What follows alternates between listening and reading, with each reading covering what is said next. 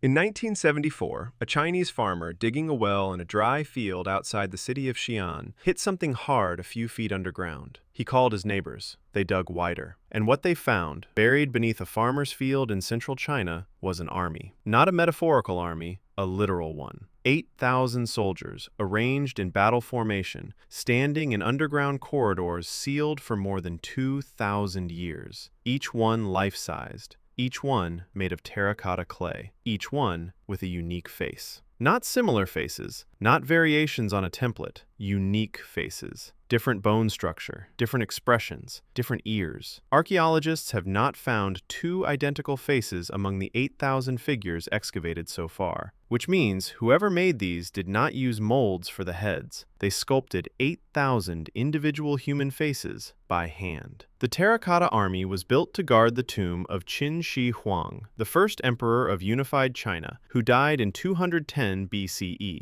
The tomb itself has never been fully excavated. Ancient texts describe it as containing rivers of liquid mercury, a map of the heavens on the ceiling, and self-triggering crossbows designed to kill anyone who entered. Soil samples around the tomb have confirmed abnormally high levels of mercury. Nobody has gone in. 8,000 unique faces, a tomb full of mercury, a self-defending underground palace that has been sitting sealed beneath a Chinese field for 2,000 years. And that is one of the easier ones to explain. Let's talk about Easter Island. Easter Island sits in the middle of the South Pacific, roughly 3,500 kilometers from the coast of Chile. It is one of the most remote inhabited places on Earth. When European explorers arrived in 1722, they found an island with a tiny, struggling population and nearly 900 enormous stone statues called moai, some of them standing over 10 meters tall and weighing up to 80 tons, scattered across the island and along its coastline. The statues had been carved from the volcanic rock of a single quarry on the island's eastern side. Many of them had been transported several kilometers to their final positions, across rough terrain with no wheels, no draft animals, and no obvious mechanical advantage. The islanders had a tradition that the statues walked to their positions, that they were animated by a spiritual force called mana and moved themselves. Archaeologists have proposed various methods of moving the statues, using wooden sledges, ropes, rollers. But experiments attempting to demonstrate these methods at scale have produced mixed results. Moving an 80-ton stone several kilometers across rocky terrain with only ropes and human labor remains, in practice, extraordinarily difficult. The island was largely deforested by the time Europeans arrived, which raises the question of where the timber for sledges and rollers would have come from, and whether the deforestation itself was caused by the enormous resource demands of building the statues. There is a theory, not widely accepted in mainstream archaeology but not entirely dismissed either, that the moai were built by a population far larger and more sophisticated than the one Europeans found, that Easter Island was once home to a civilization that exhausted its own resources in the service of monument building, collapsed, and left behind only the statues as evidence of what had existed. If that theory is correct, it means the moai are not just a mystery of construction, they are a warning. A civilization that built obsessively until there was nothing left. Now, let's go to Bolivia, to a place called Puma Punku. Puma Punku is part of the larger Tiwanaku archaeological complex near Lake Titicaca, at an altitude of nearly 4,000 meters above sea level. It dates to roughly 500 CE, though some researchers argue for a much earlier origin. And it contains something that professional engineers have struggled to explain. The site is covered in stone blocks, large ones, some weighing more than 100 tons, that have been cut and shaped with a precision that is, by any reasonable measure, extraordinary. The cuts are not rough approximations. They are straight, laser straight, in the assessment of multiple engineers who have examined them. The angles are exact. The surfaces are smooth. The interlocking joints fit together without mortar, with tolerances measured in fractions of a millimeter. The stone used is primarily red sandstone and andesite. Andesite is one of the hardest stones in the world. Cutting it to the tolerances visible at Puma Punku, using only the stone and bone and bronze tools available to the Tiwanaku people, is not impossible, but it is deeply, genuinely puzzling to the engineers who have tried to work out how it was done. The conventional explanation is skilled craftsmen, patient labor, and tools we haven't fully accounted for. The unconventional explanation is that whatever made those cuts was not a hand tool. Here's the question Puma Punku forces you to ask. If you handed a modern stonemason a piece of andesite and asked them to reproduce one of the blocks at Puma Punku, same dimensions, same tolerances, same interlocking joints, using only the materials available to the Tiwanaku people, how long would it take? Most engineers who have considered this question have not given a comfortable answer. Let's go further back. Göbekli Tepe, southeastern Turkey, 12,000 years ago. We've discussed this before, but there's a detail that deserves more attention. Among the carvings at Göbekli Tepe, on a pillar researchers call the vulture stone, there is what appears to be a date. A researcher named Graham Hancock, along with engineer Robert Bouval, analyzed the symbols on the vulture stone and argued that they represented a specific astronomical event, a comet impact or airburst,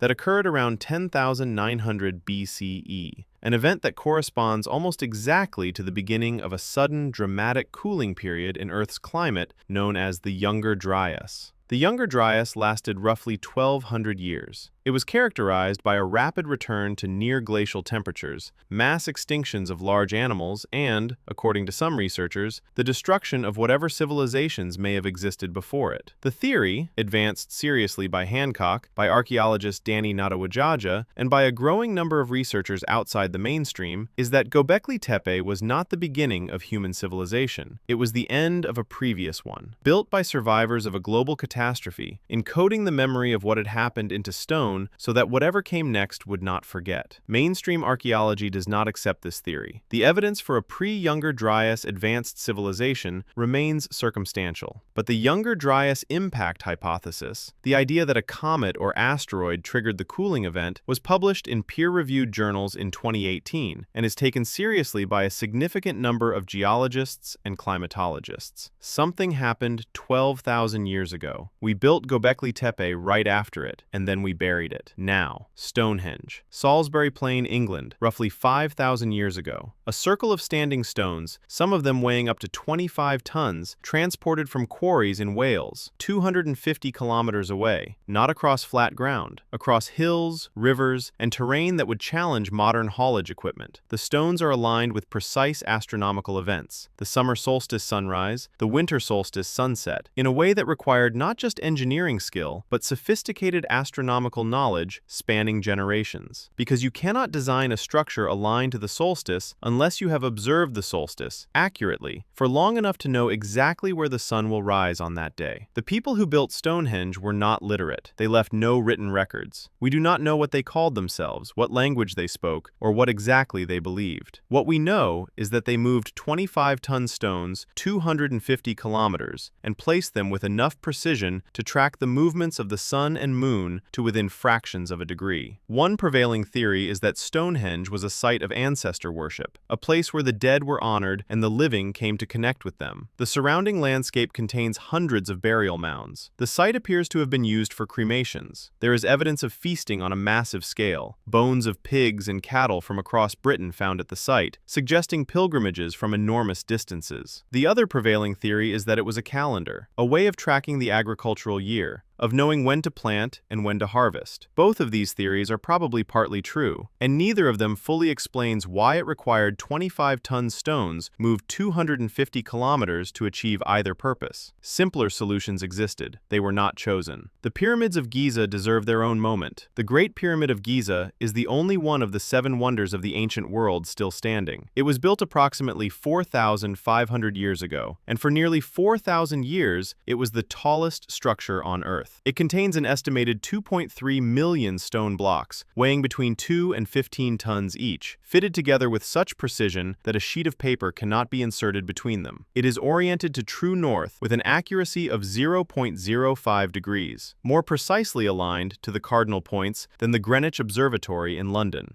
The internal chambers, the air shafts, the king's chamber, the queen's chamber, the grand gallery. Every dimension of the Great Pyramid corresponds to mathematical constants, including pi and phi, the golden ratio, encoded in the proportions of the structure with a consistency that cannot be accidental. The conventional explanation for the pyramids is well documented. A large, organized workforce, skilled engineers, copper tools, wooden sledges, water to reduce friction on the sledges, ramps.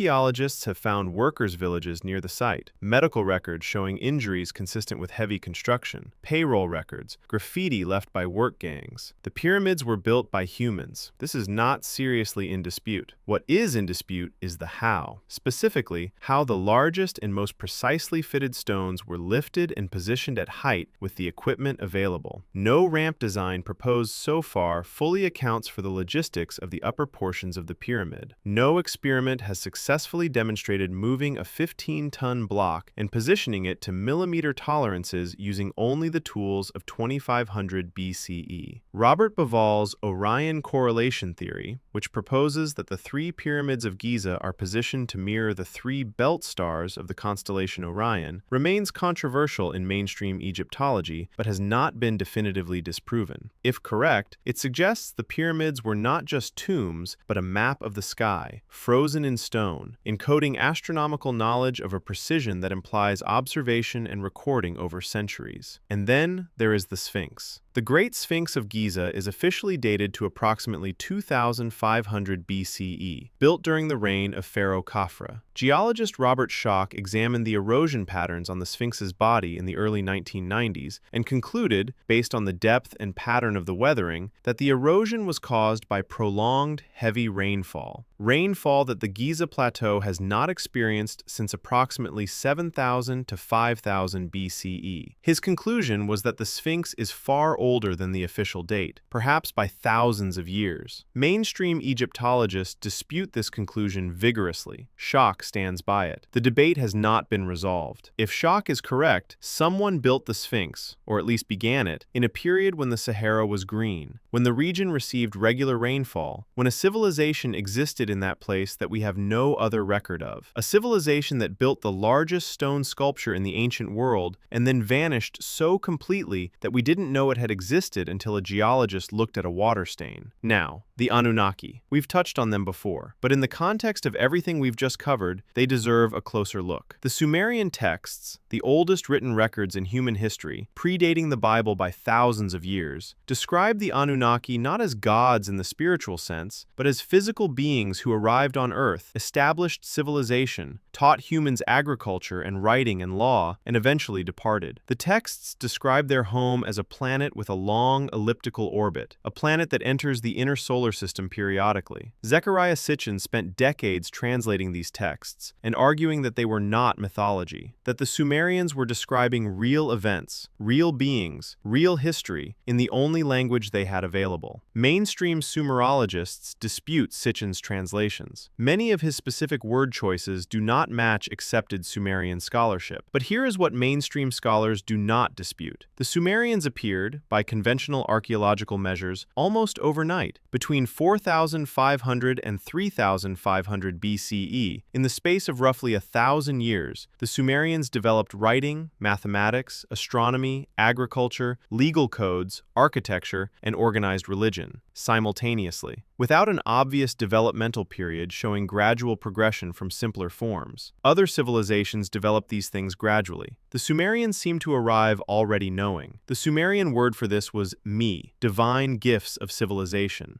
Knowledge given to them, they said, rather than developed by them. By whom? The Anunnaki, those who came from the heavens to earth. Here is where all of this arrives. The Terracotta Army, the Easter Island Moai, Puma Punku, Göbekli Tepe, Stonehenge, the Pyramids of Giza, the Nazca lines, visible only from the air, the Paracas skulls with DNA that matches nothing in the known biological record, the Dogon's knowledge of a star we couldn't photograph until the 20th century, the Sumerian texts describing beings who gave humanity civilization and then left. These are not connected by proof. They are connected by a pattern. Every one of them represents a moment where human capability appears to exceed what the conventional timeline says should have been possible. Every one of them has a mainstream explanation that is plausible but incomplete. Every one of them raises, at its edges, the same question: who taught us? The conventional answer is, we taught ourselves. Gradually, painfully, through trial and error and accumulated knowledge passed from generation to generation, we figured out mathematics and astronomy and stone cutting and engineering and civilization. And that is almost certainly true for most of what we know and can do. But there are gaps, specific, documented, peer-reviewed gaps where the conventional timeline does not fully account for what was built or what was known or how it was done. And in those gaps, ancient humans left us something interesting. They left us questions.